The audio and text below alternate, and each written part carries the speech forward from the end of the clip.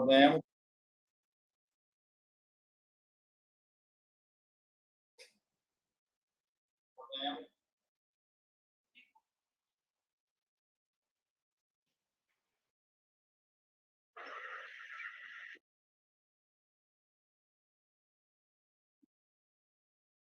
Olá, olá, tudo bem? Bom dia.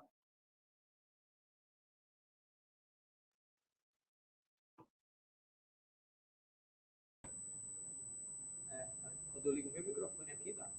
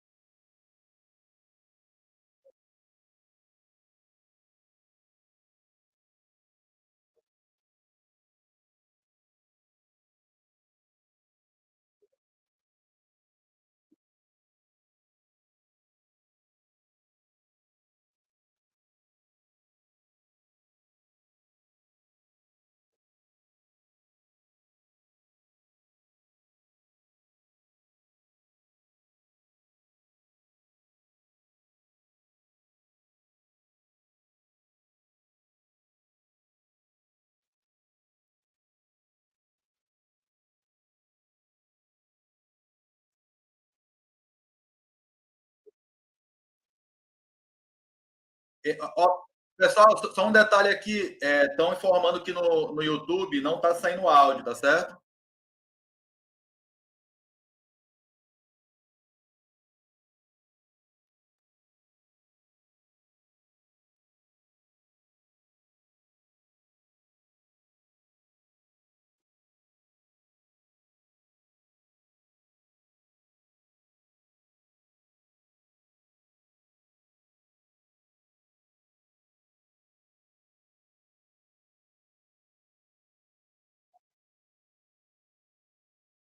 Aproveitem, tenham um bom. Agora o microfone às mãos do professor Ricardo Henrique. E é isso.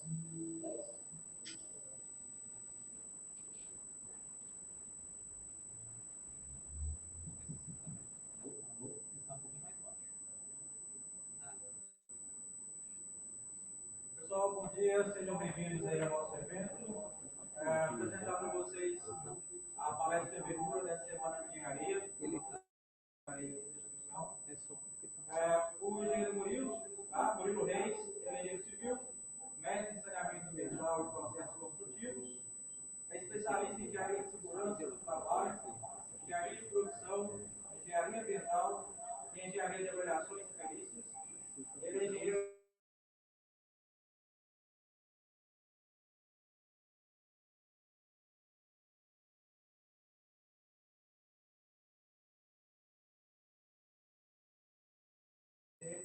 de grande valia para todos. Tá?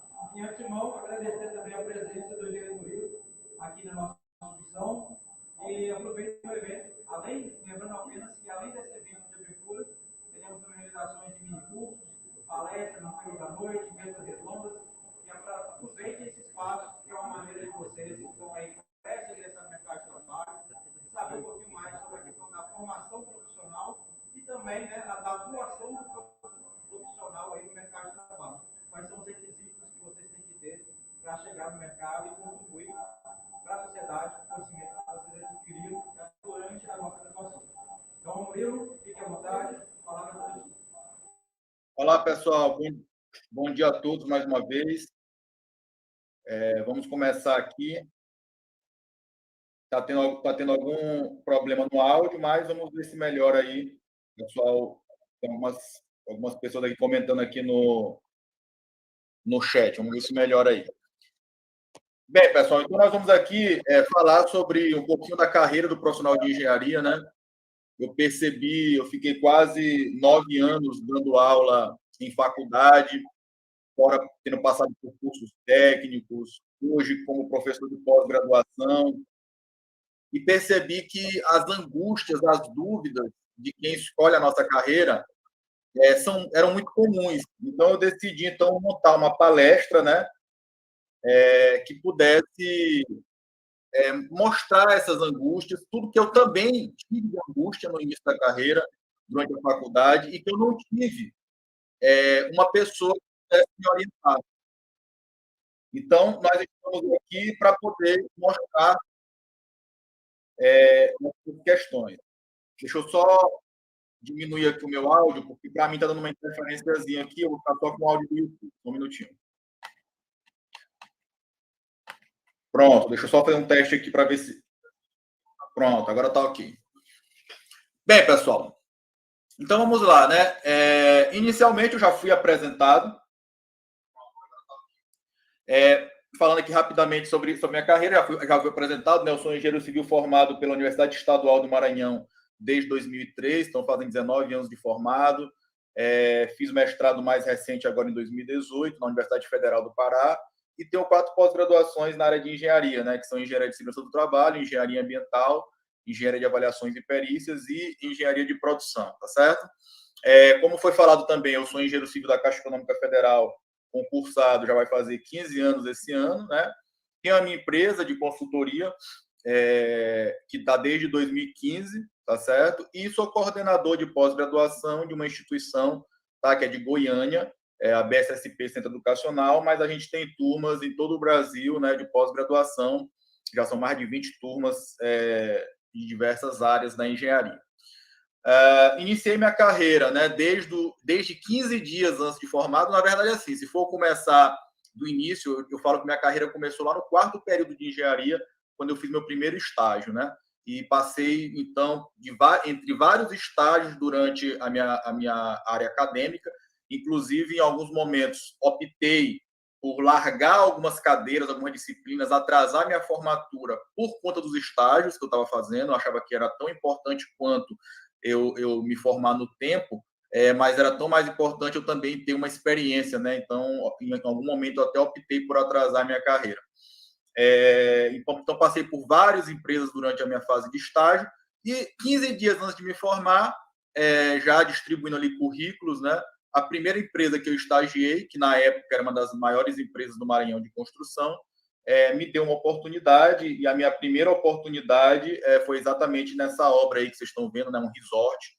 Então, eu cheguei aí realmente recém-formado, com poucos dias de formado, e já assumi aí essa obra, né, uma obra que era, na época, a maior obra da construtora nesse tempo, e a gente conseguiu finalizar ela exatamente dentro da data prevista, né, da inauguração. E, além disso, né, eu sou presidente do Sindicato dos Engenheiros do Maranhão e diretor da Federação Nacional dos Engenheiros, tá? Para quem quiser aí me seguir nas redes sociais, a gente tem canal no YouTube, né, no LinkedIn e no Instagram. E só para poder corroborar, o pessoal que quiser baixar essa palestra, tá, pessoal? Já está lá nos stories, né? Lá do meu Instagram. Então, se você for agora lá no meu Instagram, eng.jmuriloreis, e for nos stories, vai ter lá, clique aqui para baixar o slide da palestra, você vai poder baixar esse slide aqui, tá certo? Então, também peço àqueles que, porventura, ainda não nos sigam, né, que sigam lá, porque a gente sempre está compartilhando conhecimentos, né, na área de engenharia, principalmente nas áreas que eu atuo, né, que são as áreas hoje de orçamento de obras, consultoria em licitações e avaliações e perícias de imóveis, tá? Também queria, primeiramente, agradecer ao convite, né, da Unifap, por estar aqui, e entendo até da importância, porque é muito bom a gente ser convidado exatamente para a abertura de um evento como esse, né? É sinal que realmente o pessoal achou que seja um tema interessante para ser tratado. Agradecer a todos os alunos aí da entidade, da faculdade, que estão aí assistindo a gente, seja presencial, seja online, e também a todo mundo que está aqui no YouTube, né? Eu também pedi o link antes, disponibilizei lá nas minhas redes sociais e mandei em todos os meus grupos de alunos. Então, com certeza, tem gente aí dos nossos alunos elite, que eu chamo, né? São os alunos dos meus cursos online, que devem estar aí no YouTube. Até peço para vocês aí, né, no que tiverem no YouTube, quem for de outra cidade, né, que não seja aluno da faculdade, coloque aí, olha, eu sou da cidade tal, eu sou da cidade tal. Quem for da Unifap aí, coloque, eu sou da Unifap. É sempre interessante ver aí quem é que está assistindo a gente, tá certo? E também, pessoal, essa palestra eu transformei num livro, tá? Hoje, esse livro, eu estou até atualizando ele, pegar ele aqui para mostrar para vocês. Ele tem poucas unidades ainda na versão física, né? Deve ter no máximo uns 50 unidades. Eu estou atualizando ele porque, como ele trata de números,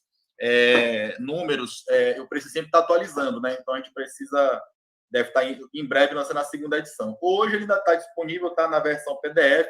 A gente realmente coloca ele a um valor bem como é que eu posso dizer? Um valor simbólico, R$ 3,90, salvo engano, que está lá em PDF para poder quem quiser adquirir, tá certo? Bem, inicialmente eu queria mostrar, já que eu estou falando principalmente com alunos, né, de engenharia, porque assim, hoje as pessoas veem o Murilo, né, muitas pessoas já me conhecem nas redes sociais, e aí devem pensar assim, poxa, como é que o Murilo chegou até lá, né? E aí eu queria só mostrar para vocês uma foto minha, né, em 2003. 2003, pessoal, só para vocês saberem, é o ano que eu estava no último ano de engenharia. Então, eu vou mostrar aqui uma foto para vocês, tá? Peçam que tirem as crianças da sala. Essa aqui é uma foto, né? Olha só, pessoal, só para ficar claro, não é esse aqui, tá? Porque esse aqui também apareceu em destaque na foto, mas não é esse aqui sou eu. O que eu quero mostrar para vocês, pessoal, com isso, é que eu era um estudante como outro qualquer, né? Que gostava da brincadeira, que gostava da saída na sexta-feira, que gostava da farra, que não fui um aluno nota 10 na faculdade, muito pelo contrário, reprovei várias disciplinas, né? Atrasei meu curso, alguns momentos por conta de estágio, outros momentos porque realmente reprovei, né? Não era um aluno de elite, mas o que acontece?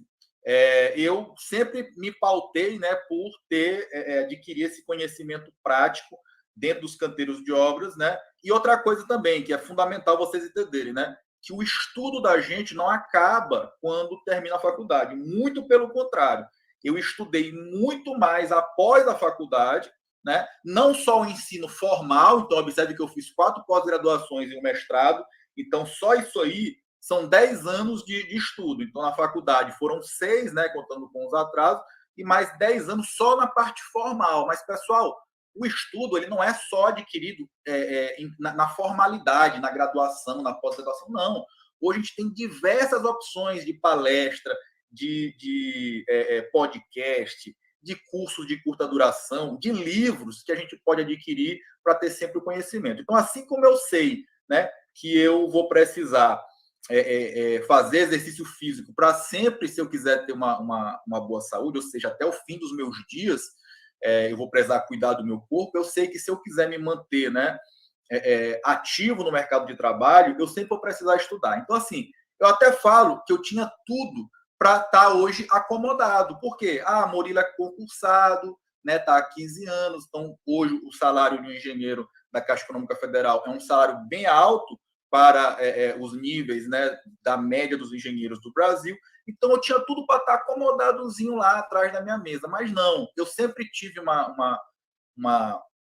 mantra de que a estabilidade ela não existe. Amanhã o banco que eu estou pode ser privatizado, enfim. Eu sempre tenho que estar realmente com as minhas ferramentas de trabalho, que é o meu conhecimento, né, afiados para qualquer eventualidade eu não ficar desesperado. Então, por exemplo, se acontecesse, né, de ter uma eleição, vai ter uma eleição em outubro, não, vamos privatizar a Caixa Econômica, vamos demitir todo mundo. Podia ser que tivesse gente que ia ficar desesperado, porque realmente encontrar um salário como de um engenheiro concursado da Caixa Econômica no mercado de trabalho é difícil. Mas hoje, por exemplo, eu estou bem tranquilo quanto a isso. Por quê? Porque as minhas consultorias, né, enfim, a minha carreira, tanto dentro quanto fora da Caixa, estão muito bem estabelecidas, onde hoje, por exemplo, eu já ganho mais fora do que dentro da empresa, né, do concurso.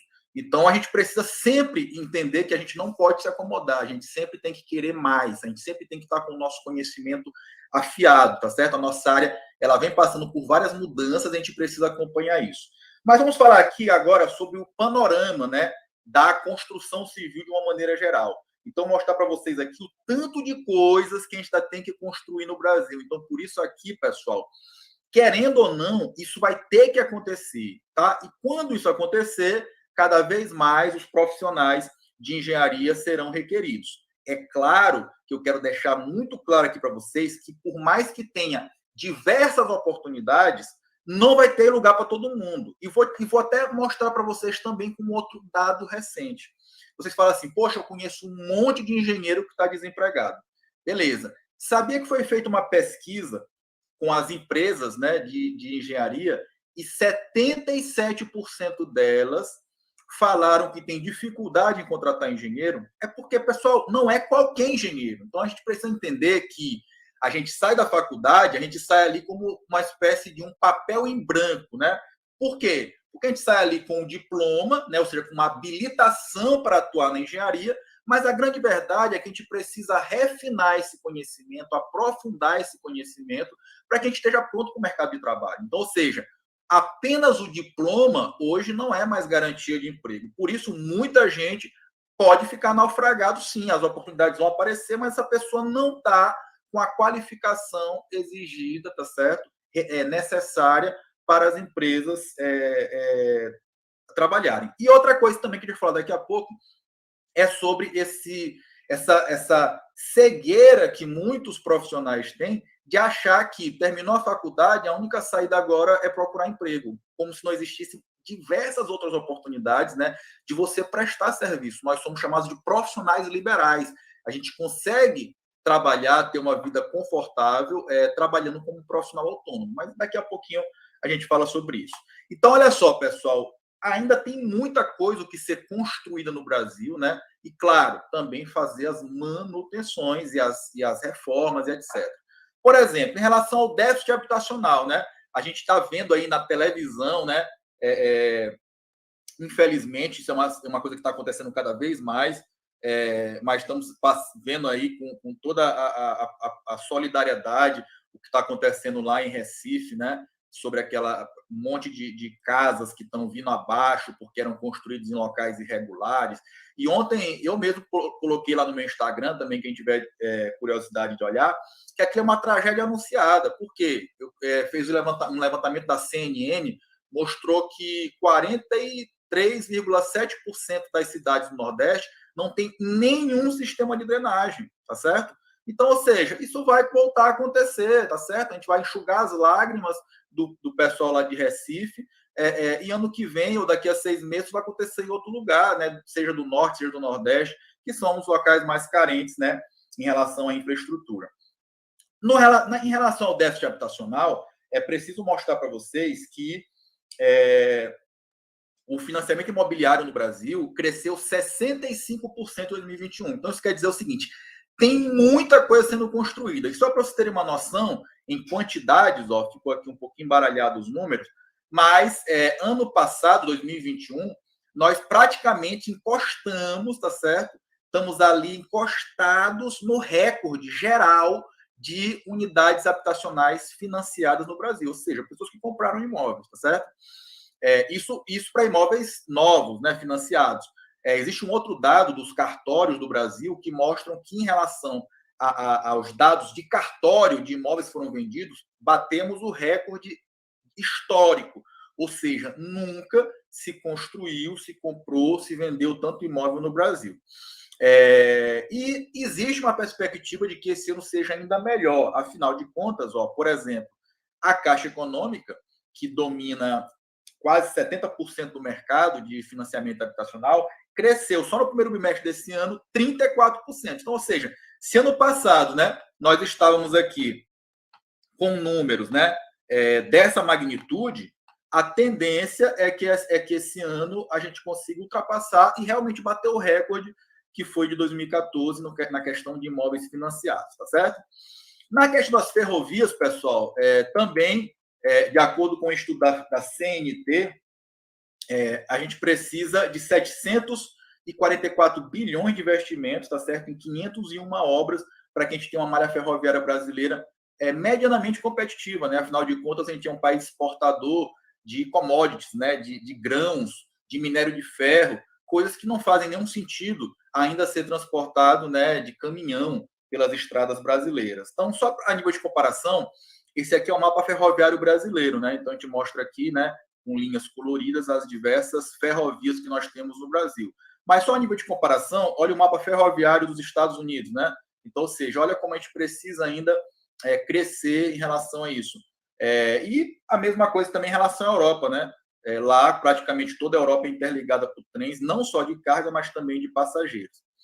Outro dado que é chocante, né? Então, Murilo, o Brasil é um país que ainda transporta muito de estradas, né? Então, é sinal que deve ter um investimento pesado em estradas, né? Olha só esse dado chocante também, tá? Da CNT. Apenas 12% das rodovias brasileiras são pavimentadas, ou seja, nós ainda temos ainda 87,6% de rodovias não pavimentadas no Brasil. Dessas que foram pavimentadas, 61% são classificadas como regular, ruim ou péssima. Tá? Então, de acordo com esse mesmo estudo da CNT, seriam necessários 1.215 obras, né, num total de 566 bilhões de investimento para que a gente pudesse também ter uma melhoria significativa nas nossas rodovias. Né? Outra questão, que exatamente aqui vou refletir de novo, caso de Recife e tantas outras cidades, a falta de saneamento. Né? Para quem não sabe, a drenagem pluvial é um dos elementos constituintes do saneamento. E aqui eu vou destacar, né, que, de acordo com o estudo do PlanSab, a gente precisaria de 304 bilhões de investimentos, tá certo? O que daria em torno de 15 bilhões por ano. E isso para que a gente pudesse ter também uma cobertura razoável, né, de abastecimento de água, de coleta e tratamento de esgoto sanitário, e a gente está ainda bem longe disso. Mas entendam, pessoal, que se todos nós temos confiança, né, acreditamos no Brasil, né, a gente vai saber o seguinte, olha, essas obras elas vão acontecer. Não é possível, em pleno ano de 2022, a gente ainda está com problemas como esse, né? Problemas que eu vou dizer a nível de século XIX, saneamento. Então, isso aqui já era para ter sido ultrapassado. Então, realmente, a gente precisa cada vez mais acreditar que uma hora, né, vai chegar um governante que vai dar uma prioridade para isso e essas obras vão acontecer e os profissionais de engenharia, de arquitetura serão cada vez mais necessários, né? E aqui, né, para não dizer que é só o Murilo que está falando, está aqui um consultor, né, de recrutamento dizendo que o alavancador econômico do Brasil continua sendo o setor de infraestrutura, que não existe sem a figura do engenheiro e do arquiteto. Mais cedo ou mais tarde, a carreira voltará a ter um movimento de forte aceleração.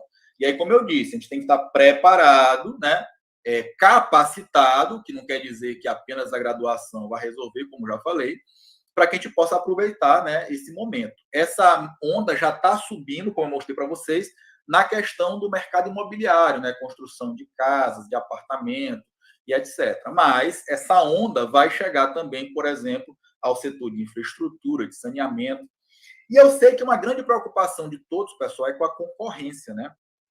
Murilo, e a concorrência?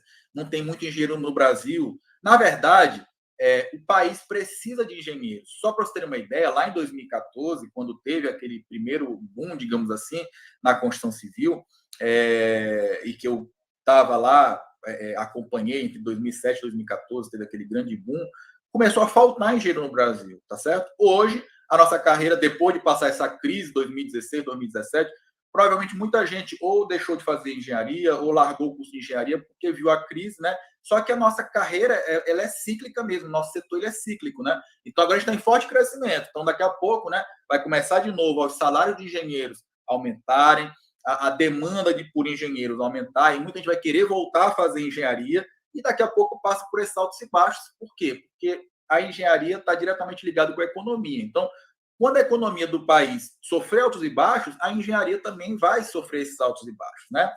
Agora, o que eu posso dizer para vocês para aqueles que estão realmente preparados, qualificados, né, e com as diversas coisas que nós vamos falar aqui nessa palestra, que não é apenas o conhecimento, mas uma série de outras habilidades, competências que o profissional de engenharia tem que ter, esses não precisam se preocupar que para eles não tem crise, tá certo? Então, só para vocês terem uma ideia, né, o Brasil, nós temos, em média, isso aqui são dados de 2014, é claro que já teve um aumento, mas em 2014 a gente tinha 4,8 profissionais de engenharia formados a cada 10 mil habitantes do Brasil. Para vocês terem uma ideia, países como Portugal e Chile tinham 16 na época, né, e países como Coreia do Sul, Finlândia, Rússia, tinham 20 graduados em engenharia para cada 10 mil habitantes, tá certo? Por quê, pessoal? Qualquer país, para crescer, precisa de profissionais de engenharia, tá certo? Agora, como eu estou falando muito com os estudantes, né, apesar de que tem muitos colegas aqui profissionais já que eu convidei, estão aqui, né, como, por exemplo, o Henrique Carvalho, que é de São Paulo, que é aluno da pós-graduação, mas também nós temos aqui o Andrade, lá de Recife, e temos os alunos da própria Unifap, né, que é, por exemplo, o Marcônio Marques, que comentou aqui no YouTube. Então, como eu vou falar com os alunos, né, então eu queria dar algumas dicas para quem está na faculdade agora. Para vocês entenderem, pessoal, a carreira de vocês já começou, tá certo? Então, entendam que vocês estão a todo momento sendo avaliados, não apenas por provas, mas até mesmo pela tua postura na faculdade, tá certo? Então, esse momento é um momento de que você tem que fazer networking, né? Ou seja, conhecer cada vez mais pessoas, não só da sua faculdade. Pô, vai ter eventos de outras faculdades. Se você puder ir, vá. Tem evento da tua faculdade, vai e, se possível, ajuda a organizar. Vai lá como voluntário. Isso, pessoal, ajuda a fortalecer laços, né? Então, as pessoas, elas tendem a falar assim, poxa, aquela pessoa ali é esforçada, aquela pessoa ali, ela entrou naquele grupo, fez acontecer, não é uma pessoa acomodada. Isso vai trazendo uma imagem. E saiba que a maior parte das oportunidades de trabalho que vocês terão ou serão dadas por professores ou por colegas de sala ou por colegas de faculdade. Por quê?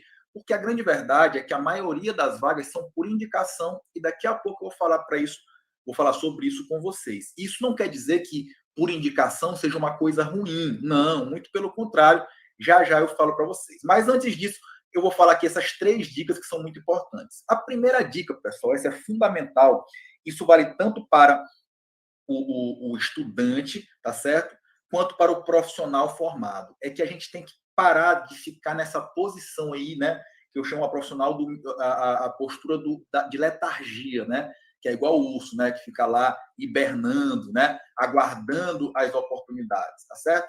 Então, primeira coisa, pessoal, a carreira de vocês, ela não depende do governo, ela não depende do presidente, ela não depende do governador, nem do prefeito e nem da faculdade. O maior responsável pela carreira de vocês é quando vocês se olham no espelho, são vocês mesmos. Então, você tem que assumir o comando e passar por cima desses problemas. É claro que se a economia estiver bem, se tiver políticas que favoreçam, isso vai tudo potencializar o seu crescimento. Mas entenda que, poxa, se nesse momento de crise, ou passamos por uma crise, tem pessoas na sua área que estão se destacando, é sinal que essas pessoas elas fizeram alguma coisa que possibilitaram isso para elas.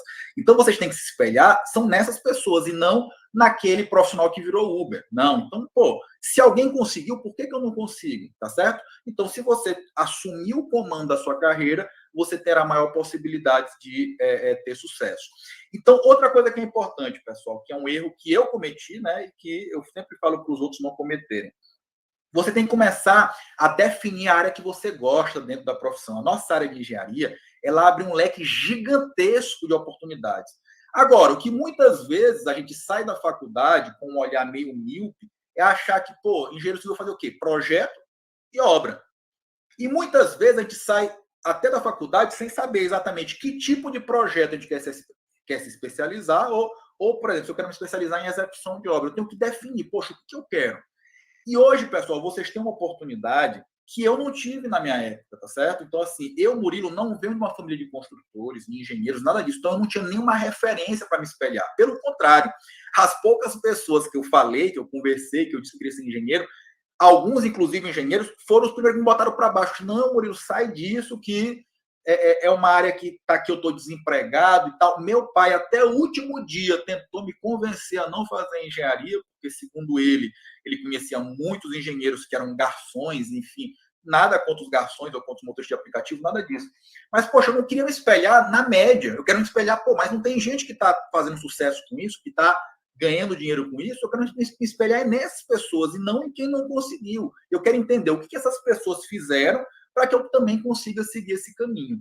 E hoje, pessoal, essas pessoas, elas estão aí divulgando para vocês isso. Então, por exemplo, nas redes sociais, eu e tantos outros profissionais que vivem da profissão, muitos de nós estamos aí fazendo lives, muitos de nós estamos aí fazendo palestras como essa aqui, muitos de nós estão escrevendo livros, muitos de nós estão fazendo mini cursos gratuitos nas nossas áreas. Por exemplo, quem me seguir lá nas redes sociais vai ver que de cada 2 meses eu faço um mini curso totalmente gratuito de orçamento de obras ou de avaliação de imóveis. Então, só depende da gente realmente definir nossas prioridades, né? Então, hoje vocês têm a oportunidade de degustar todas as áreas da engenharia e ver, poxa, é isso aqui que eu quero. Entenda que não existe... Murilo, qual a área que está dando dinheiro? Todas dão dinheiro, todas vão te fazer ter sucesso profissional, realização, se você for acima da média nela. Então, por que é importante definir a área que você gosta? Para que você possa se aprofundar naquele conhecimento. Eu falo muito que a faculdade, ela forma a gente como um oceano de conhecimento. A gente precisa saber um pouquinho de cada área da engenharia para que a gente possa pegar o nosso diploma, né? Mesmo que eu não queira, por exemplo, área estrutural, eu vou precisar estudar área estrutural para me passar na prova, para me passar na disciplina. Mas só que eu saio em compensação com um palmo de profundidade. Por quê? Porque é claro que durante 5 anos é impossível dizer o seguinte: olha, você vai sair de lá especialista em estrutura, em saneamento, em orçamento. Não dá. Eu digo que se fosse para a faculdade deixar o profissional totalmente especializado em todas as áreas, o curso de engenharia tinha que demorar 20 anos, não 5, né? Então, isso é claro que é inviável. Só que no momento que você define a área que você gosta, você pode começar a buscar se capacitar nela. Então, assim, lógico, eu preciso saber um pouquinho de tudo para passar e pegar meu diploma, ok, mas eu preciso me aprofundar em alguma coisa, tá certo? E hoje, como eu disse, né, você pode buscar profissionais de referência nessa área de atuação para você saber qual é o caminho que ele seguiu, né, e se espelhar para que você possa seguir esse caminho também. Outra coisa, pessoal, que é fundamental é partam para ter alguma vivência prática, né? Ou seja, estagie. E aí eu vejo muita gente chega para mim: Murilo, mas eu estou cansado de procurar. Aí eu falo assim: mas vem cá, como é que está cansado de procurar? Não, todas as oportunidades que aparecem eu mando meu currículo e nada. Não, pessoal, peraí. Isso você não tá procurando estágio, você está esperando que o estágio te ache, né? Você, no conforto da sua casa, assistindo Netflix, aí chega no seu WhatsApp lá, precisa de estagiário, mandar o currículo para o e-mail tal. Então, você está esperando que a vaga te ache, né? No teu WhatsApp. E aí, o que acontece? Eu já divulguei esse tipo de vaga no meu Instagram. Sabe o que acontece? Você vai receber 300 currículos. Eu falo isso porque eu já fiz, né? Vou receber 300 currículos. E aí, o que acontece? Você acha mesmo que uma empresa vai abrir 300 currículos de estagiário para poder verificar qual é o que tem o melhor currículo? Pessoal, nem se fosse engenheiro, eles não iam abrir os 300 currículos para comparar. Olha, isso aqui tem mais o curso tal. Não vai.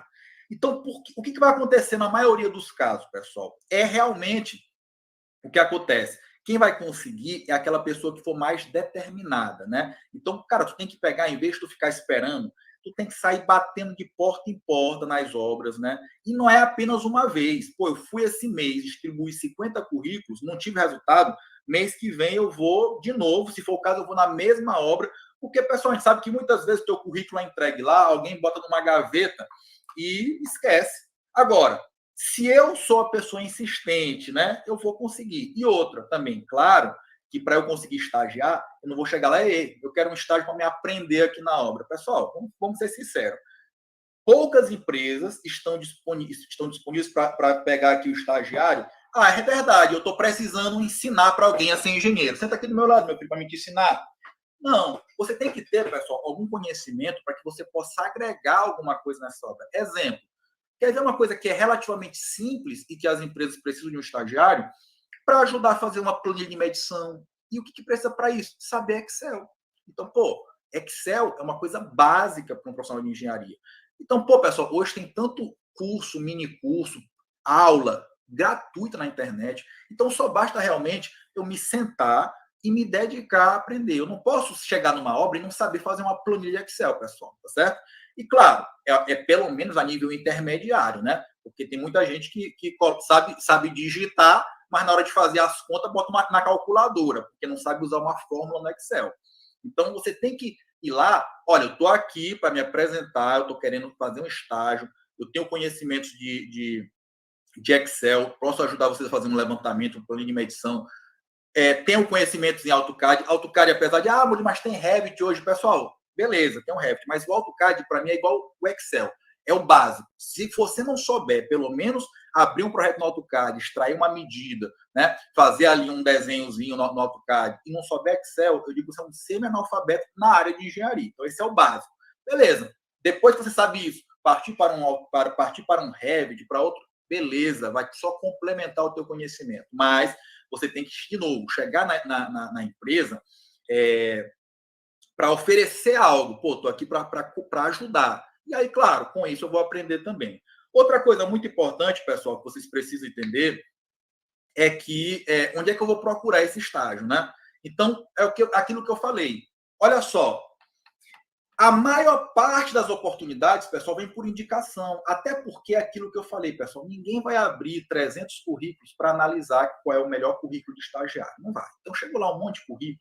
Na verdade, o que acontece muito, e a maioria das vagas hoje é assim, alguém me liga e diz assim, Murilo, consegue um estagiário para mim aí? Por quê? Porque as pessoas sabem que eu estou todo dia lidando com alunos de engenharia. Então, em vez deles mandarem botar o e-mail deles num anúncio, né, e receberem 300 currículos, lotar a caixa de e-mail deles, eles chegam para mim, que sou professor, e pedem, Murilo, indica aí uma pessoa. Aí, pessoal, é o seguinte, eu algumas vezes até divulgo essas vagas, mas na maioria das vezes eu faço aqui um mapa mental e vou pensando, poxa, o cara a empresa quer um profissional com características X, Y, Z. Quem que eu estou lembrando aqui que tem essas características? Fulano. Então, já vou mais ou menos indicando, tá certo? De acordo com o que eu vou lembrando. E como é que eu vou lembrando desses alunos, pessoal? Porque foram alunos que foram ativos na aula, que perguntaram, que depois vieram tirar dúvidas. Então é isso, pessoal. A gente tem que fazer essa aproximação, né, com os professores, com os colegas de sala, para que a gente possa ser indicado. E entenda, eu e tantos outros, vamos indicar um profissional. Vou indicar esse aqui porque ele é meu amiguinho, porque ele é meu colega, porque ele é meu parente. Não, porque no momento em que eu indico uma pessoa, eu sou meio corresponsável por aquilo. Se ele for bem, o pessoal, poxa, o Murilo só indica fera aqui. Se ele for mal, não vou mais pedir para o Murilo indicar ninguém, não, porque o Murilo só indica profissional que mela a mão, tá certo? Então, ou seja, nem todo QI, né, que é o QI, quem indica e tal, é ruim, não, muito pelo contrário. A maioria das oportunidades ainda são. Tem até um amigo meu, chamado Danilo Lorenzeto, que ele diz o seguinte, que o currículo ele emprega mais, o network emprega mais do que o currículo, tá certo? E não deixa de ser verdade. É claro que a gente precisa ter um bom currículo, mas a maioria das oportunidades são por indicação, tá certo? Então, a nossa dica eu preciso estagiar, tá certo? Pensar onde é que eu posso criar meu network, que são exatamente em eventos como esse, em palestras, em congressos, em cursos de curta duração. Então, quando eu vou numa palestra, quando eu vou fazer um curso, não é só pelo conhecimento. O conhecimento é uma parte, mas aquele momento em que eu tenho a oportunidade, né, de trocar uma ideia ali com um colega e tal, conhecer gente de outras faculdades, é um momento de enriquecimento muito grande. Lembrando também, pessoal, que nem todo estágio precisa ser formal. E aí eu vou dar um exemplo para vocês aqui de como muita gente é acomodada. Eu fiquei 9 anos em faculdade. Então, o pessoal me vê nas redes sociais aí todo momento, né, falando sobre orçamento, sobre avaliações. Algumas vezes, quando vou nas obras, eu faço um history lá, olha, estou aqui na obra tal, não sei o quê. Sabe quantas vezes, nesses 9 anos, um aluno chegou para mim, Murilo, me chamou, eu podia um dia te acompanhar numa dessas? Ou, Murilo, onde é que é essa obra? Deixa eu ir deixar meu currículo. Sabe quantas vezes? Se foi 5, foi muito. Então, ou seja, eu dei aula para milhares de pessoas. 5 ou 3 ou 4, não lembro bem, mostraram esse interesse. Então, aproveitem, viu uma obra, pessoal, para lá, né? Olha, uma obra pública na rua, tá acontecendo uma rede de água, de saneamento. Cara, desce lá do ônibus, para o carro, vai dar uma olhada, vai ser curioso. As pessoas têm certeza que você chegar lá com o mestre de obra, o que está acontecendo aqui e tal, eu sou aluno de engenharia. As pessoas vão ter interesse, né, em comentar com vocês, dar uma dica. O mestre de obra, pelo contrário, ele vai até se sentir, digamos assim, realizado, né? Pô, estou aqui ensinando para o aluno e tal. Então, muitas vezes, você vai até conseguir uma oportunidade de estágio formal através disso, da curiosidade, tá certo? E outras coisas que você precisa se perguntar sempre por que eu me contrataria? O que eu tenho de diferente dos demais? Se você não sabe nem o que você tem de diferente dos demais, então você é mais um no meio da multidão, né? Então, eu preciso saber quais são os meus diferenciais. Quem me indicaria, né? Para que eu possa estagiar ou trabalhar? Qual é a imagem profissional que eu estou passando para as pessoas? Se eu for hoje lá no teu Instagram, no teu Facebook, ou seja lá qual rede social tu utilizar, ou mesmo no teu WhatsApp, e olhar a tua foto de perfil, olhar os teus stories, eu vou saber que tu é estudante de engenharia, tá certo? Então, a imagem da gente, ela é muito importante. Hoje a gente vive num imenso Big Brother, né? Onde a nossa imagem, ela tá aí nas redes sociais. E aí, como eu disse, né? A primeira verdade inconveniente sobre estágio é que a experiência é sim um diferencial para conseguir um estágio. Aí você vem com aquela conversa assim, Murilo, mas se eu nunca tiver uma oportunidade, como é que eu vou ter experiência? Então, o primeiro estágio é o mais importante, porque é aquele que vai dar uma linha a mais no teu currículo, que é a linha da experiência, tá certo? Eu percebi isso claramente. Como eu fiz meu primeiro estágio muito cedo, lá no 4º período, quando eu ia participar dos próximos processos seletivos, as pessoas já olhavam diferente para o meu currículo. Era notório. Por quê? Porque eu já tinha ali uma experiência. Então, vocês têm que batalhar desde o início. Se você estiver no primeiro período, que seja, comece a ir atrás de conseguir estágio. Não tem essa de, o estágio só é a partir do quinto. Não. Cara, se puder, comece a procurar desde agora, tá? Não pode chegar lá no 8º período, no 9º período, sem ter estagiado, porque aí a possibilidade de você conseguir um estágio vai ser menor ainda, tá certo?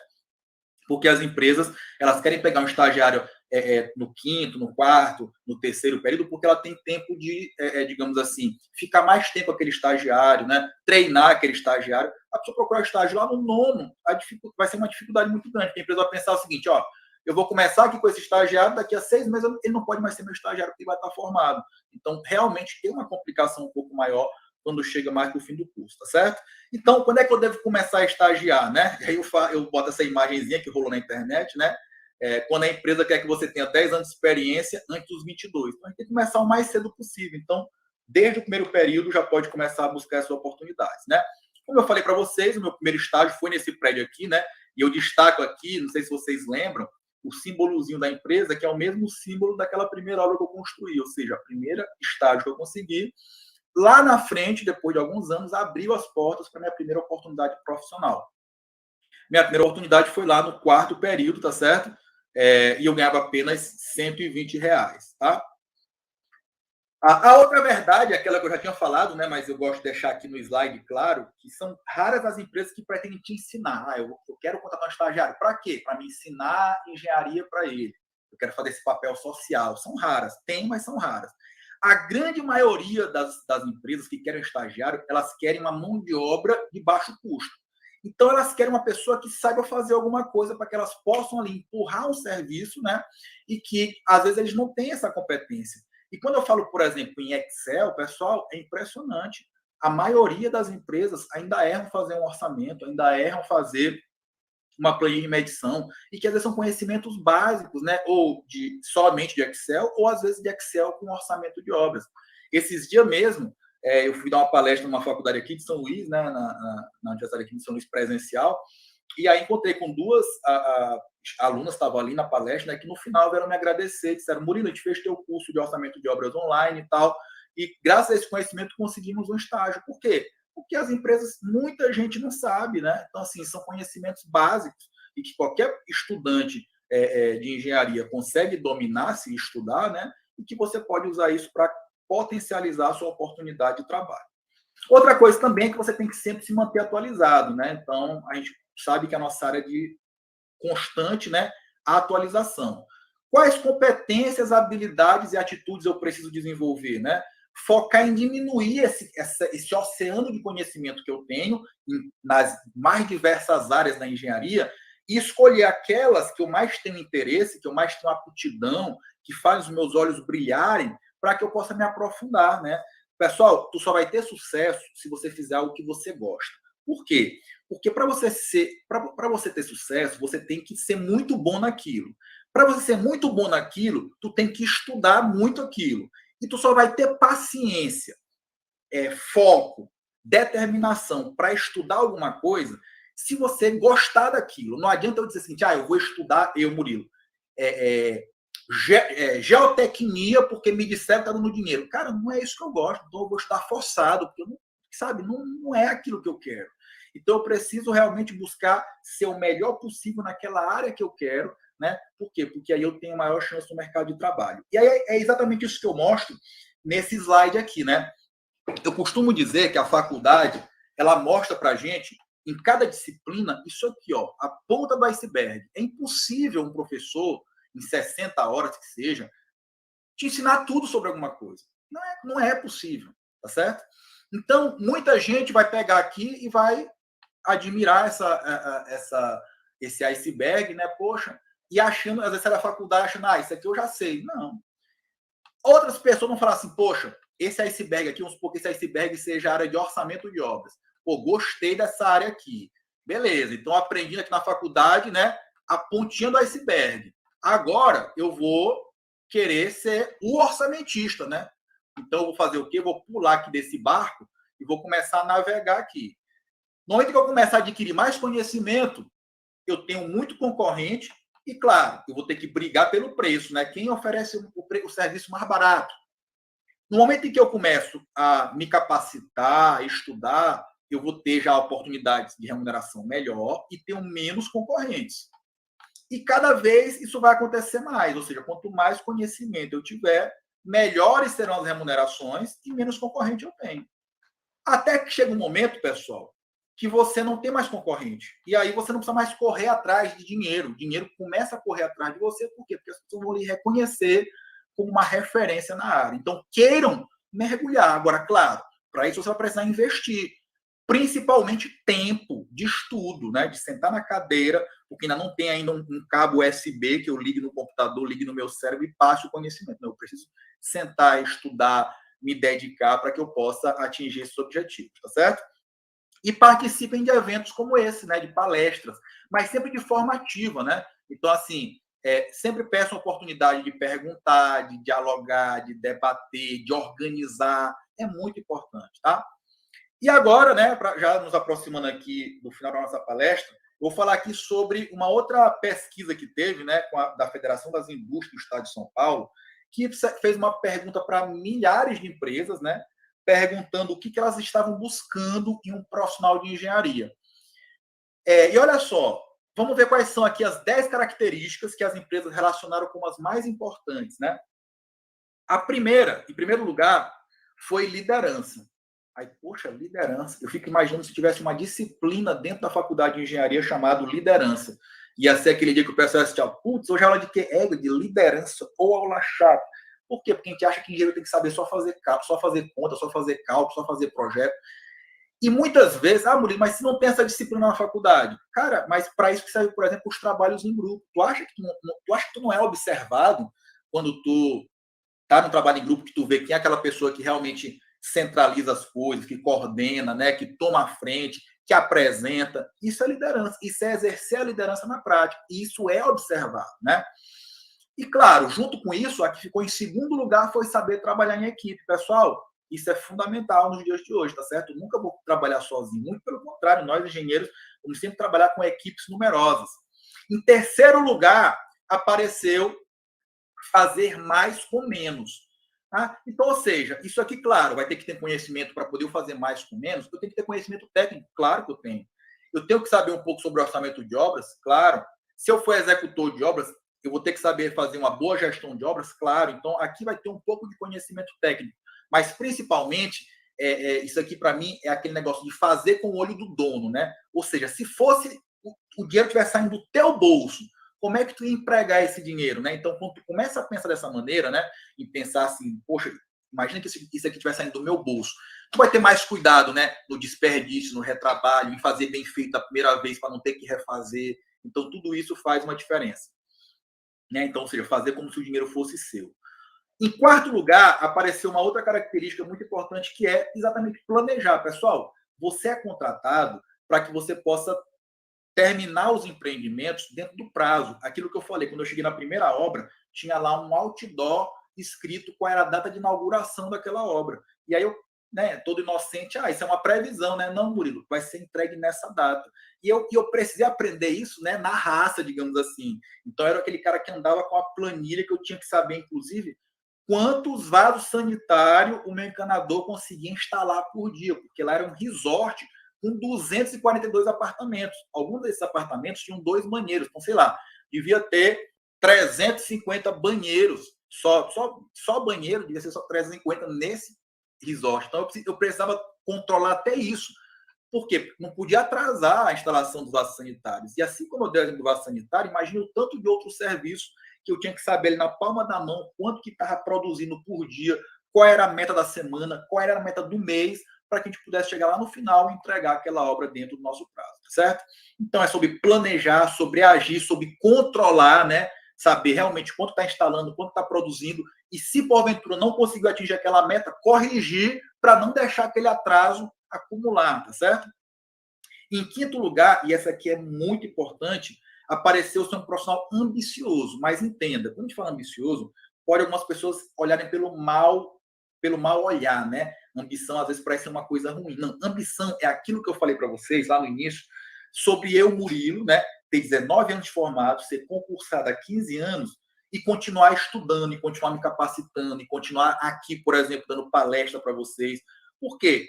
Porque é aquilo que eu falei, né? Eu preciso sempre estar querendo mais. Eu não posso estar acomodado. Tem gente que se acomoda, né? Conseguiu uma oportunidade, conseguiu, sei lá, passar no concurso, aí se acomoda. E aí vai viver a vida toda com aquilo. E se aquilo, sei lá, por algum motivo, né? Deixar de existir, a pessoa se desespera. Meu Deus, o que eu vou fazer agora? Eu só sabia fazer isso. Não, eu tenho que estar tranquilo, buscando sempre melhorar, tá certo? Para que eu possa ter sempre essa empregabilidade. Então, não se acomodar, vista sempre a sua camisa, né?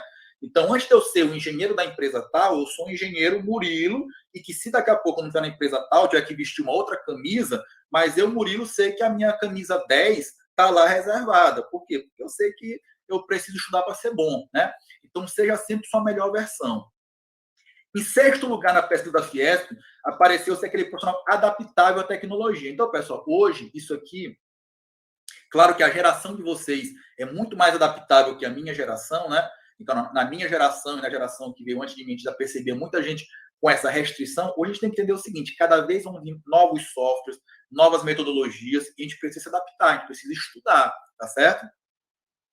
Então, só que, claro, sempre utilizando a tecnologia como ferramenta e não como muleta. Então, aquilo que eu falei, não adianta eu fazer um curso de um software de projeto estrutural, mas se aquele software der um prego, né, der um bug, eu não sei desenrolar alguma coisa na caneta ou no Excel. Eu preciso entender o que o software está fazendo, até para que eu possa analisar e criticar o resultado que ele está gerando, tá certo?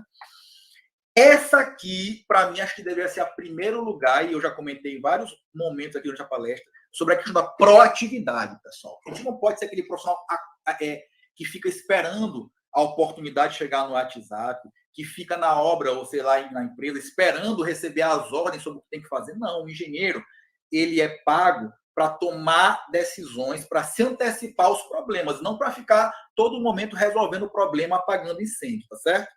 Então, a proatividade é a característica de quem busca identificar ou resolver problemas por antecipação, tá certo? E, claro, uma outra coisa muito importante, né? Muitas vezes o engenheiro, ele pensa assim, o engenheiro não precisa saber escrever, é só fazer cálculo. Não, pessoal, eu, por exemplo, trabalho com avaliações e com perícias, né? Um laudo meu, dificilmente tem menos de 14, 15 páginas. Então, eu preciso ali demonstrar, fundamentar, tá certo? Ou seja, eu preciso escrever, às vezes, várias páginas para dizer que uma determinada parede não pode ser demolida, né? Então, 10, 15 páginas para dizer que uma parede não pode ser demolida. Por quê? Porque eu vou ter que fundamentar tecnicamente. Então, eu preciso saber me comunicar. E não só por escrito, né? Mas, por exemplo, isso que eu estou fazendo aqui agora. É claro que nem todo mundo vai ser palestrante, né? Mas você estiver na frente de um canteiro de obra, tu vai ter que se reunir lá com a tua equipe de 100 operários, né?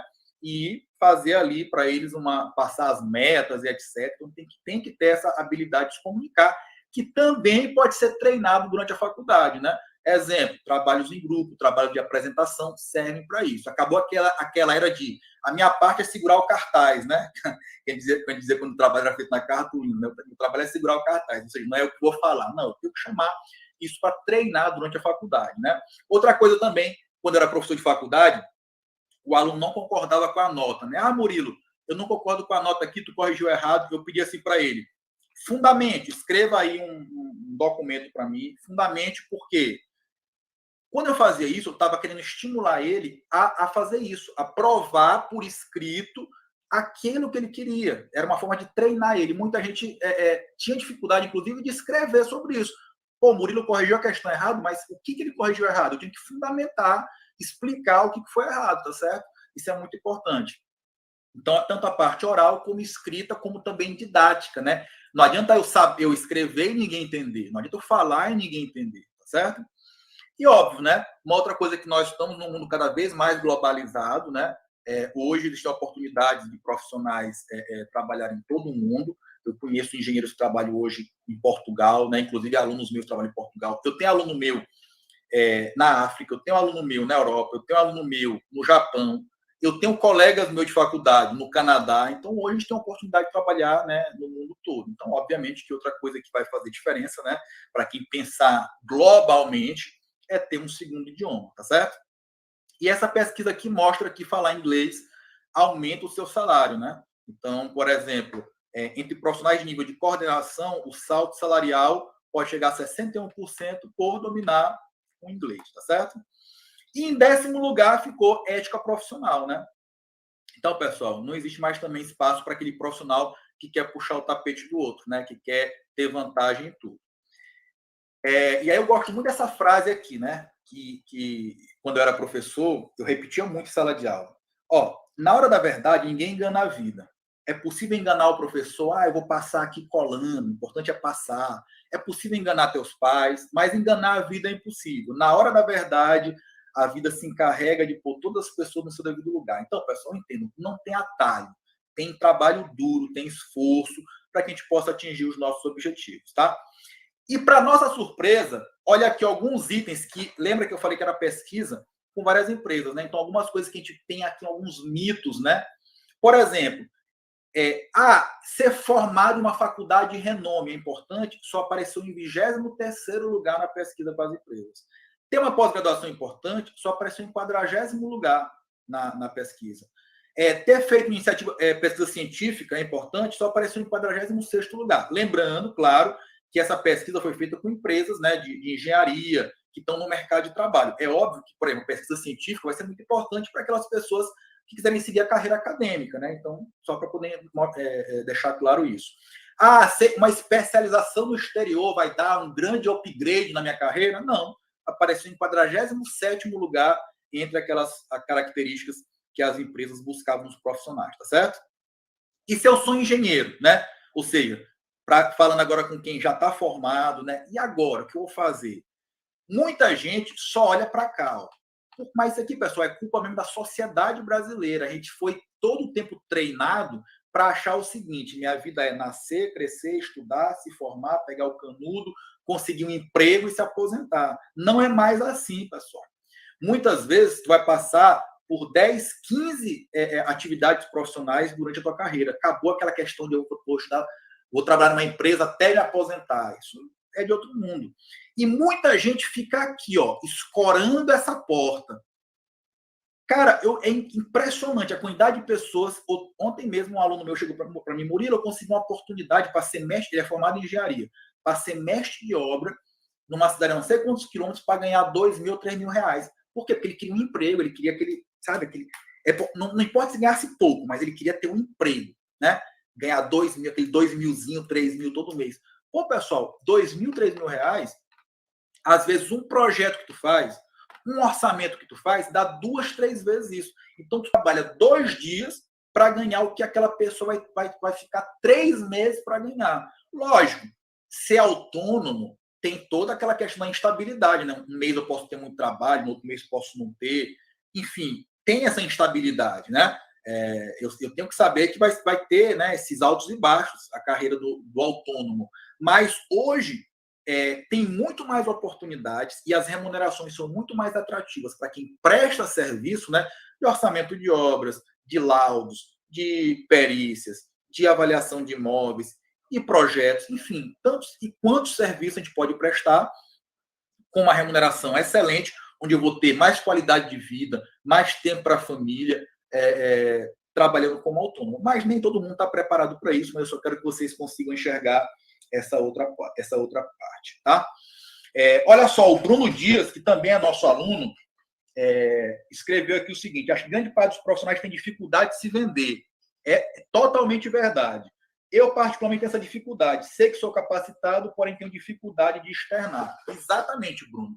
Isso é muito importante. E não só essa dificuldade, mas também tem vergonha. Por exemplo, para os meus alunos, né, vou dar um exemplo aqui de orçamento de obras. Eu mostro aonde que eu encontro as empresas que precisam de orçamentistas. E daqui a 6 meses, eu vou perguntar no grupo: pessoal, vocês fizeram aquele dever de casa de procurar aquelas empresas, depois se elas deixam no currículo? Muitos não. Seja por preguiça, seja por vergonha, né, de ir lá se apresentar, ou muitas vezes também para os alunos de avaliação de imóveis, né? Eu falo que uma das grandes oportunidades que a gente tem é trabalhar prestando serviço de laudos para advogados. Eu tenho uma amiga minha, que eu fiz uma live com ela recente, que ela é advogada há 10 anos nessa área imobiliária, e eu perguntei para ela o seguinte: quantas vezes um engenheiro, um arquiteto foi aí levar um currículo para você se apresentar? Olha, está aqui, meu nome é fulano, eu sou engenheiro civil, sei trabalhar com laudo, sei avaliação de imóveis, estou aqui para deixar meu cartão de visita para você quando você precisar. Ela falou: Murilo, em 10 anos, nunca ninguém veio aqui me entregar um cartão de visita. Então, ou seja, às vezes a gente tem vergonha, né? Às vezes a gente não sabe se vender e a gente precisa começar a treinar isso, pessoal. Então, eu tenho um amigo meu, né, o professor Acácio Santos, que ele disse que ele ensaiou em frente a um espelho essa apresentação, né? Ele chegar lá e saber o que falar, né? Então, é aqueles 5 minutos que você tem ali para falar com o advogado, com o juiz, com o dono de uma empresa, com o engenheiro, que é o pitch de venda de você dizer por que você precisa ser contratado, né? Eu estou aqui para oferecer, deixar meu currículo porque eu preciso de um emprego. Ninguém quer te dar um emprego só por te dar um emprego, não. Eu estou aqui porque eu sei sobre planilha Excel, eu sei fazer uma medição de obra, eu posso ajudar aqui nas medições, estou aqui, então, para oferecer esse serviço para vocês. A pessoa vai ter muito mais probabilidade de dar oportunidade se ela conseguir enxergar o que tu sabe, do que simplesmente tu deixando lá um papel com todas aquelas linhas lá, com teus cursos, etc. e tal. Porque aquilo não quer dizer nada, né? O que está escrito no papel. Pode ser que eu chame uma pessoa aqui que diz que ela tem Excel avançado, ela tem um diploma, né, um certificado de Excel avançado, mas eu botar ela em frente a uma planilha não saber fazer nada. Então, quando eu vou lá, me apresento, falo, né, a probabilidade, a credibilidade é muito maior. Então, por isso que eu falo, os 5 minutos que tu tem ali para entregar o teu currículo e falar são mais importantes do que simplesmente o deixar o currículo, né? Então, muito bem colocado aí o que o Bruno falou. Outro aluno meu aqui, o Júlio César, disse que não, ele está só se apresentando aqui, que ele é aluno meu dos meus cursos. Esse aqui é o aluno elite completo, porque ele é aluno do curso de orçamento que eu tenho online, de avaliação, é aluno da BSSP, que é a faculdade que sou coordenador, de 2 cursos. Show de bola, parabéns aí, Júlio, por esse teu foco em estudar. E eu só queria que tu comentasse aqui, Júlio, sem querer, se fosse uma mulher, eu tinha mais restrição de fazer essa pergunta.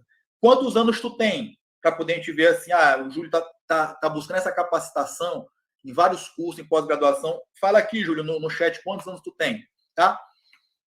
E aí, nessa questão que eu falei de empreender, eu sempre falo, onde quer que existe uma necessidade, é uma oportunidade. Então, busque, pessoal, as necessidades do mercado, tá certo? Que lá nós temos uma oportunidade. E a outra coisa também, que muita gente tem receio, né? É o seguinte: às vezes eu sou formado, eu consigo um serviço, mas eu tenho medo de fazer o serviço, porque eu não me sinto preparado, né? Só para complementar aqui, o Júlio disse o seguinte: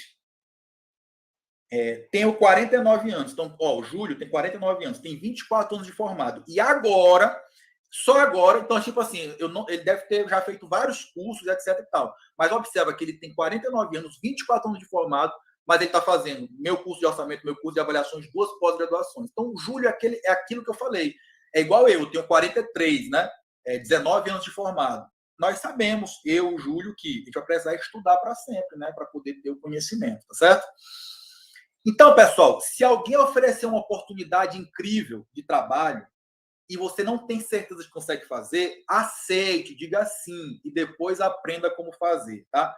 Esse Richard Branson é um dos caras que já conseguiu chegar no espaço, né? Tem uma empresa aí de transporte aeroespacial, Virginia, assim.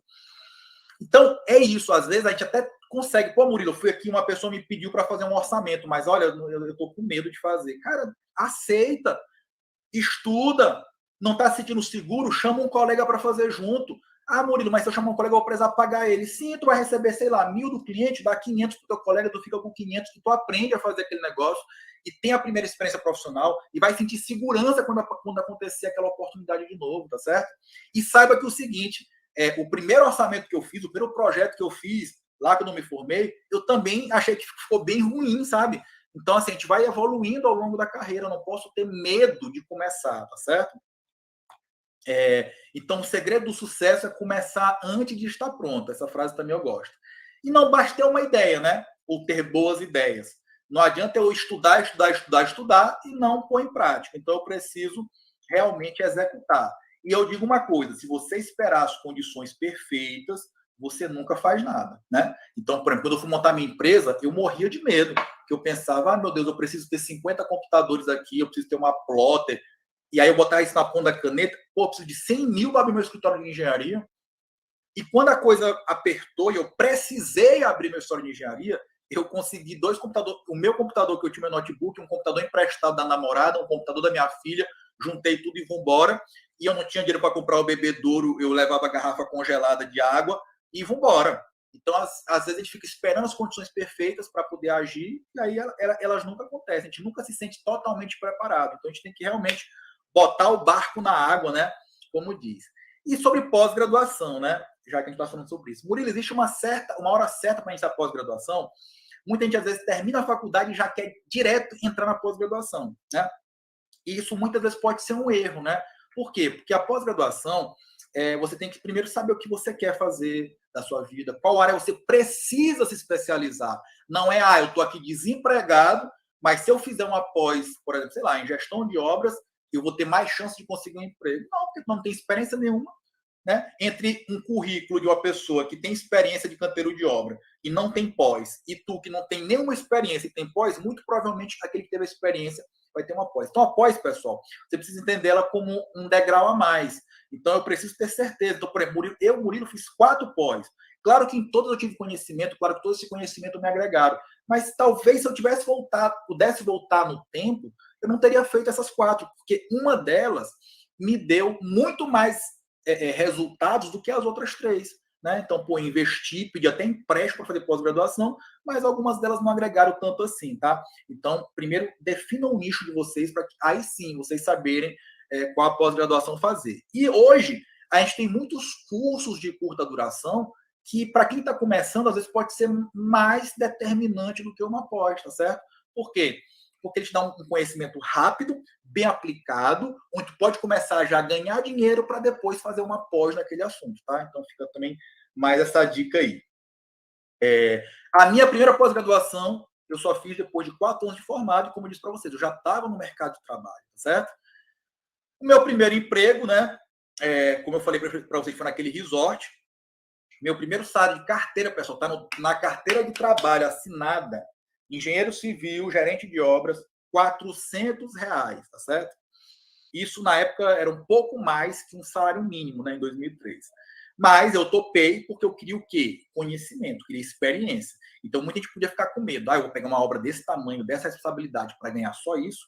Eu quero pegar essa obra, eu vou fazer de tudo. Talvez se ele oferecesse de graça, eu ia, porque eu queria conhecimento e experiência, né? Só que, claro, as pessoas elas vão te valorizar e melhorar o teu salário de acordo com os teus resultados. Lembra que eu falei que eu terminei essa obra no prazo, exatamente na data que estava lá no outdoor, na porta da obra? E aí, a cada 6 meses, né, mais ou menos, aproximadamente, a diretoria da empresa reconhecia o meu esforço, o meu trabalho, e começou a aumentar meu salário. De modo que eu terminei essa obra 2 anos depois, ganhando o equivalente a R$ 7.200, né? Aqui é uma foto minha da época, com alguns cabelos brancos a menos, mas com alguns quilos a mais, né? Mostrando aqui todo orgulhoso, meu nome aqui na placa, né? Como um dos engenheiros responsáveis por essa obra. Essa placa até hoje está lá e toda vez que eu vou, eu tiro uma foto lá, tá?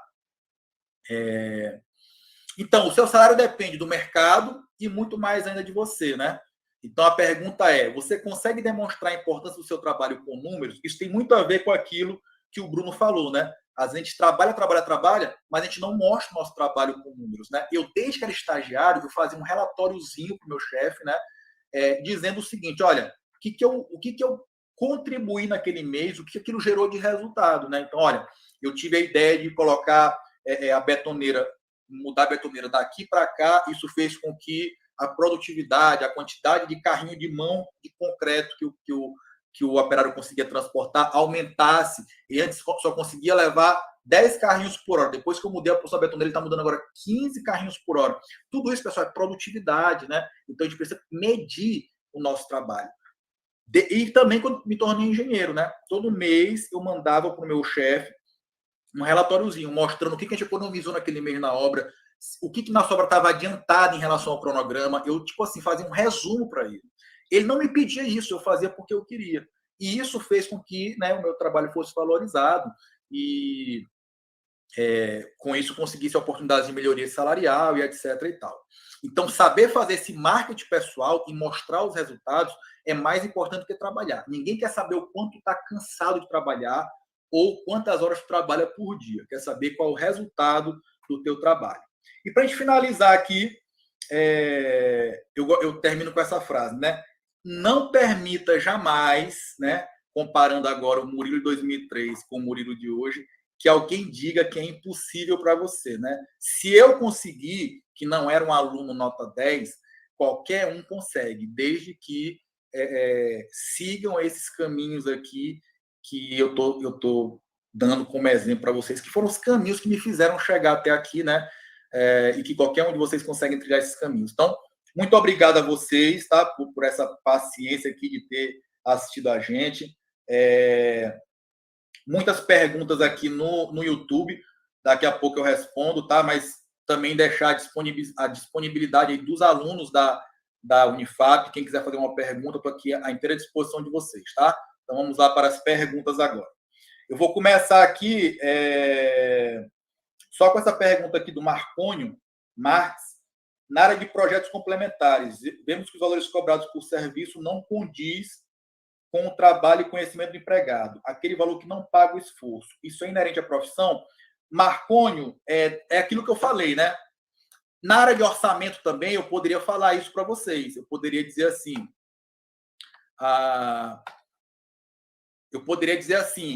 também eu tenho colegas que fazem orçamento de obras por R$500. E eu, Murilo, quando é difícil eu cobrar por um orçamento menos que 3 mil, que 4 mil reais. Isso quer dizer o seguinte, Marconi, que eu não quero todos os clientes, eu não quero. Eu quero aqueles clientes que valorizam o meu trabalho, tá certo?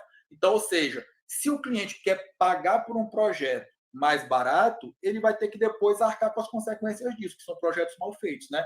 Ninguém vai fazer um projeto bem feito ganhando troco. Então, entenda que você precisa convencer o seu cliente, não é pelo preço, é pela qualidade que você vai entregar, né? Então, como é que eu posso vencer isso, Marcônio?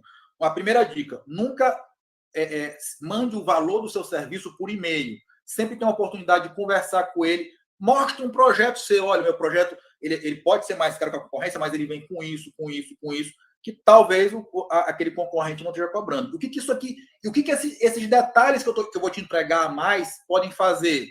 Vai melhorar a tua execução, vai diminuir o retrabalho, vai diminuir o custo da obra, uma série de coisas. Então, a gente precisa mostrar a qualidade do nosso trabalho e não necessariamente o preço, tá certo?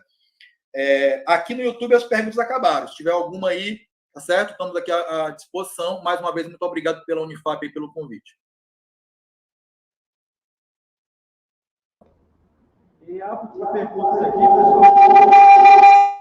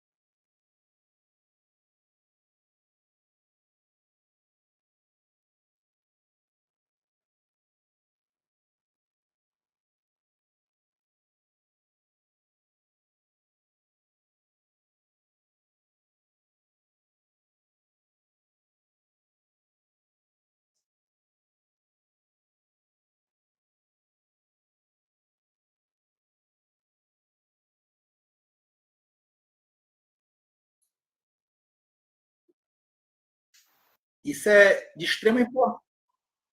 Deixa eu só diminuir aqui minha hora aqui para me dar um retorno quando eu estou. Isso é de extrema importância, né? Essa questão, tá? Quando eu falei que a gente tem que aproveitar as oportunidades, é mais claro que eu falo que a gente tem que ter responsabilidade, né? Então, por exemplo, uma das coisas que eu falo muito quando eu faço o nosso mini curso de avaliação de imóveis é que uma das atividades que um engenheiro pode fazer é se tornar perito judicial, tá? Então, por exemplo, os tribunais de justiça de todos os estados do Brasil, eles têm lá um cadastro aberto, onde você, depois que tiver o seu CREA, tudo certinho, você pode ir lá se cadastrar para assumir como perito judicial. E não depende de nenhuma experiência, nenhuma pós-graduação, nenhum curso específico, nem nada. E, claro, só que eu sempre alerto, né, pessoal? Mas só que vamos ter responsabilidade, porque, assim, quando eu coloco o meu nome no mercado, e nesse caso do cadastro perito, eu posso, no outro dia, receber uma nomeação. O juiz vai chegar lá no meu e-mail ou no meu endereço, um documento me convocando para fazer uma perícia. Então, pode ser sobre vários assuntos, né? Sobre projeto estrutural, sobre danos na construção, sobre patologia das construções, sobre avaliação de imóveis, enfim, pode ter mais diversos problemas. A grande questão é, eu estou preparado? Então, não adianta eu me expor no mercado de trabalho sem ter essa preparação prévia, tá certo? Então, por isso que eu falo da importância da capacitação. Agora, eu estou estudando, eu tenho lá conhecimento, mas muitas vezes eu posso ter receio, eu posso ter insegurança de começar. E aí, Murilo, nesses casos, pessoal, eu falo muito sobre isso, da importância das parcerias e da humildade. Então, toda vez que alguém chega para mim para me oferecer um serviço. Pô, eu não sei fazer isso aqui. Eu aceito o serviço, Murilo, aceito, mas, pô, eu não sei fazer, eu não estou me sentindo seguro, o que eu faço? Eu não vou fazer de qualquer maneira para ganhar o dinheiro do cliente e entregar qualquer coisa. Não. Eu chamo alguém para fazer junto comigo. Então, até hoje, eu com 19 anos de formado, pessoal, acontece demais isso. Por exemplo, eu sou orçamentista. Chega para mim uma pessoa querendo um orçamento para uma obra no Porto. Eu falo para a pessoa o seguinte: olha, eu aceito. Só que aí, na hora de fazer esse orçamento, eu vou chamar aqui um colega, senta aqui junto comigo aqui, vamos abrir esse projeto junto. Um colega que tem o quê? Experiência naquele tipo de obra. Por quê? Porque ele vai conseguir enxergar muito mais coisas naquele projeto que eu, porque ele tem aquela vivência naquela área.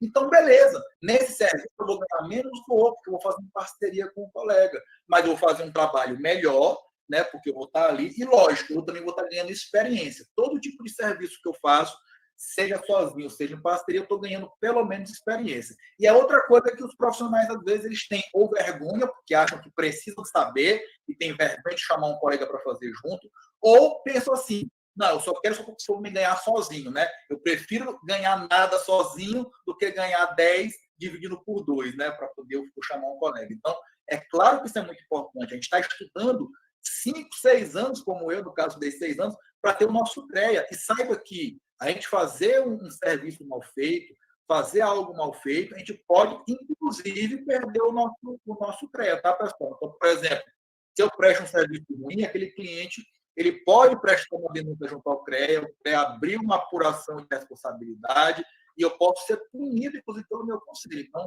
é claro que a gente precisa ter coragem de pegar o serviço, mas tem que ter humildade. Quando a gente não sabe, a gente procurar se capacitar ou fazer em parceria, sob pena de sofrer punições, inclusive a perda do registro.